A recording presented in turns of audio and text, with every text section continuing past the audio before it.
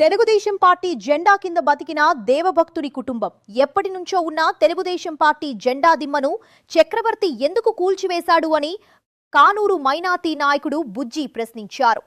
పాతకాలం నుంచి ఉన్న ఒక దిమ్మని వైసీపీ అరాచక శక్తులు అట్లాగే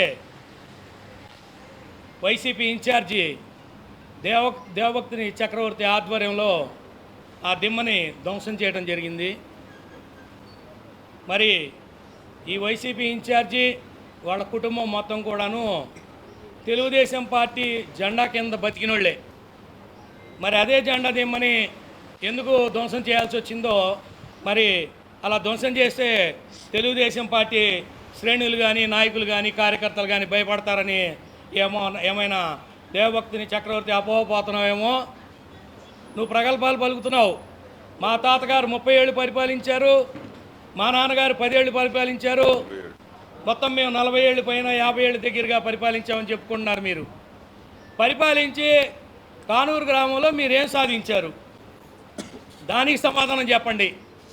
మరి మా నాయకుడు ఇవన్నీ పట్టించుకోకుండా బోడే ప్రసాద్ గారు చక్కగా కానూరు గ్రామంలో 2024లో అధికారంలో వచ్చిన తర్వాత కానూరులో ఒక డ్రైన్ బాగోలేకపోతే, ఒక రోడ్డు బాగోలేకపోతే అభివృద్ధి చేసిన ఘనత మా ఎమ్మెల్యే బోడే ప్రసాద్ గారిది.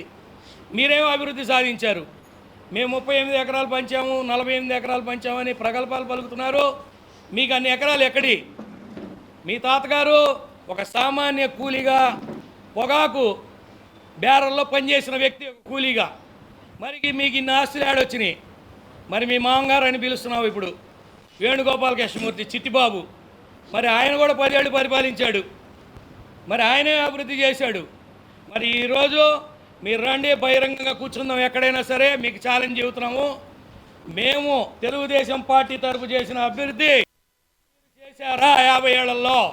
మీరు, మీ తాతగారు, మీ నాన్నగారు, మీ మామగారు చేశారా? రండి ఛాలెంజ్ అని మీకు చెప్తున్నాం మేము. మీరు ఎక్కడా అభివృద్ధి చేయలేదు. చేయకపోగా పైగా మళ్ళీ అభివృద్ధి చేసే వాళ్ళని డిస్టర్బ్ చేయటం, కార్యకర్తలను భయభ్రాంతులు చేస్తే రారేమో అనుకుంటున్నారు.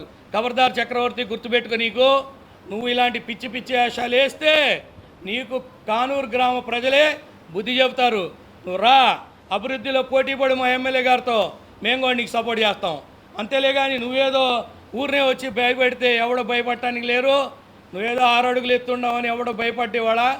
3 అడుగుల బుల్లెట్లు ఉన్నాయాడా, పేల్చేస్తారు జాగ్రత్త నిన్ను. అది ఒకటి గుర్తుపెట్టుకొని ప్రయాణం చేయి.